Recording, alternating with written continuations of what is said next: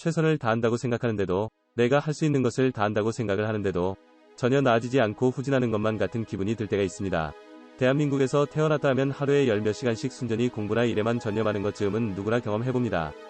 대표적으로 학교에 남아 야자하는 경험이 그렇죠. 8시에 학교에 도착해서 밤 10시까지 있는 그런 식으로 최소 3년을 하루 14시간씩 투자를 하는데, 그럼에도 불구하고 대부분의 사람들에게 결과는 그저 그렇습니다. 하루에 14시간 투자를 해서 3년을 전념하면 정말로 그 과정이 끝날 때 즈음에는 무조건 전문가 그 자체가 되어 있어야 정상인데, 정말 이상하게도 대다수의 사람들이 그저 어정쩡한 상태 그 자체 그대로 졸업을 합니다. 사실 인생이 정말로 쓰라리 것은 학교를 졸업하고 나서도 똑같습니다. 학교를 졸업하고 나서도 직장에서도 뭔가를 내가 열심히 하는 것 같기는 한데, 간당간당하게 현상 유지만 할 뿐 결코 드라마틱하게 나아지지 않습니다. 굉장히 불쌍한 삶을 지속하고 있습니다. 왜냐하면 사람이 자기의 온전한 것을 찾지 못하고 소유하지도 못하고 그것을 가꾸지도 못하면서 다람쥐 쳇바퀴만 돌리고 내가 꿈꿔오거나 TV에서 나오는 남의 항상 세련된 이야기들은 늘상 멀리 있는 상태에서 피로도에 매몰되어 또 불안감에 과감하게 건들지도 못하고 아무것도 하지 못하니까요. 왜 우리나라 자살률이 OECD 국가 1위인지 자연히 알 수 있습니다. 왜냐하면 애초부터 누가 알려준 적이 없거든요. 사람이 식물을 키우는 것처럼 내 안에 무언가를 소유하고 그것을 몇십 년 동안 내 인생과 같이 소유하고 또 축적하고 가꿀 수 있다 하면 그 사람은 정말로 행복해질 수 있습니다. 아무리 인생이 힘들어도 그래도 나는 이걸 가졌잖아 라면서 내가 지금까지 키운 무언가를 중심으로 언제든지 다시 삶의 애착을 가지고 일어설 용기가 생깁니다. 어렸을 때부터 내가 지속적으로 놓지 않고 가꾼 무언가가 단 하나라도 있다 하면 그 사람은 자신감이 있는 삶을 살 수 있었습니다. 하다못해 어릴 때부터 단 하루도 거르지 않고 운동이라도 꾸준히 한 사람, 하다못해 어릴 때부터 학교 공부 이외에 코딩이라도 한 사람, 하다못해 어릴 때부터 음악에 관심이 많아서 작곡에 취미를 가진 사람, 여러가지 내 인생에서 나만이 간직할 수 있는 소중한 식물을 키울 수 있는 기회가 여러 번 있었는데, 그런데 사회가 그렇게 길잡이를 안 해줬습니다. 오로지 획일적으로 이거 아니면 인생 안 되는 거다 라고 획일적으로 수능 공부하고 대학 공부하라고 몰아붙이고 밀어붙였는데, 지금 와서 보니까 이게 뭐예요? 오히려 어린 시절에 부모 말 안 듣고 양아치처럼 다니고 반항하고 그러는 사람들이 유튜브니 인플루언서니 새길로 빠져서 자기 할 거 다 하고 다니면서 훨씬 행복하고 젊은 시절 알차게 보내고 잘 사는 그런 세상 아닙니까? 어리숙한 학생 시절에 소중한 10년 이상의 시간을 허비하고서 시간이 지나고 나서 성인이 되고 나니까 기성세대들이 훈수둔 개소리처럼 되어 있는 게 도무지 사회에서 맞는 말이 전혀 단 하나도 없잖아요. 자기가 뻔히 속아 넘어간 걸 알면서도 성인이 돼서는 뭘 달리 어떻게 할 수가 없는 겁니다. 박탈감은 박탈감대로 들고 보상은 없고 정말 불편하고 뭔가 모르게 어딘가 속은 것처럼 불만족스러운 삶이지만서도 그래도 내가 평균이지 라는 자기 위안을 삼으면서 꾸역꾸역 시간과 피로감에 매몰되어서 별다른 시도조차 할 수 없는 탈출할 방법 없이 다람쥐 쳇바퀴 돌리는 모습처럼 그 모습 그대로 지속할 수밖에 없는 너무나 불행한 인생입니다. 그게 원래 인생이라고요? 수능하라고요? 뭘 수능합니까? 이렇게 사는 삶은 그 자체로 극심하게 잔인한 것입니다. TV 안에서 나는 이렇게 화려하게 살아 너는 거기에서 애매하게 평생 살아 라고 암시를 하고 있는 거나 똑같은 겁니다. 평생 그냥 위에 사람 높으신 분들 금수저인 분들인 사람들 성공한 TV에 나오는 연예인들 밑에서 돗자리나 까는 그런 비루하고 숨막히는 보통의 인생으로 남은 인생도 평생 그따위 모습으로 살라는 거예요.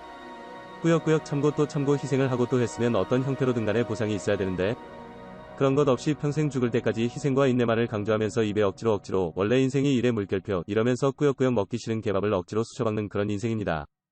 TV에서는 유튜브에서는 늘상 연예인들이 얼마나 잘 사는지 행복하고 세련되게 웃고 떠드는지 해외여행 가면서 에피소드 찍고 늘상 좋은 이야기 설레는 이야기 행복한 이야기만 틀어주는데, 그 모습을 보고 있는 그저 일반인일 뿐인 너는 그런 거에 해당 안 되니까 그냥 평생 그저 그런 모습으로 살아라.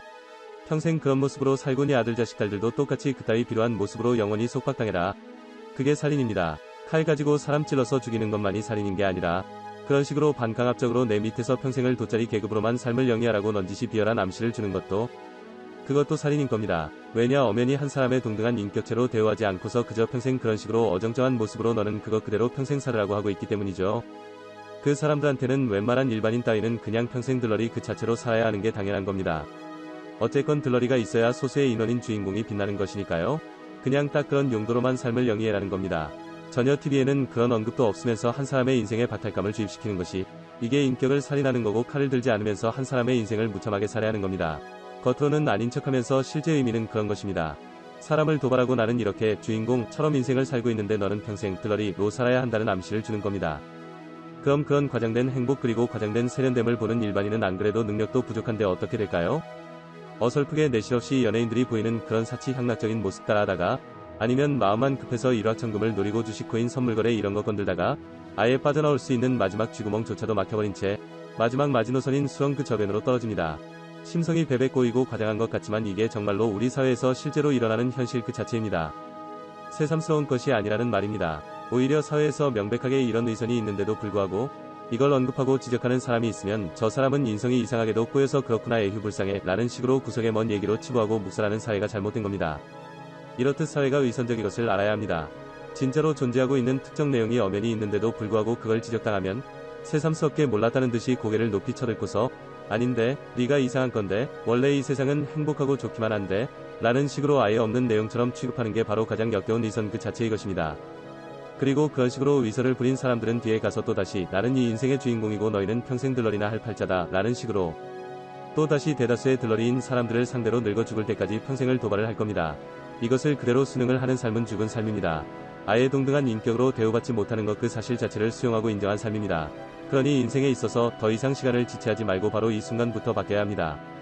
삶은 생각하는 것보다도 훨씬 위선적이고 또 비열하고 나를 비참하게 만들 수 있습니다. 하지만 여기에서 개인에게 남겨진 선택권은 그것에 원래 인생이 그렇다 라면서 수능을 하면 그것은 스스로 나의 인격을 죽이는 자살을 하는 행위이고 더 이상 이런 식으로는 도저히 못 살겠다 라고 정신 똑바로 차리고 탈출을 감행하면 그때가 비로소 진정한 사람 같은 사람으로 다시 태어나는 순간입니다.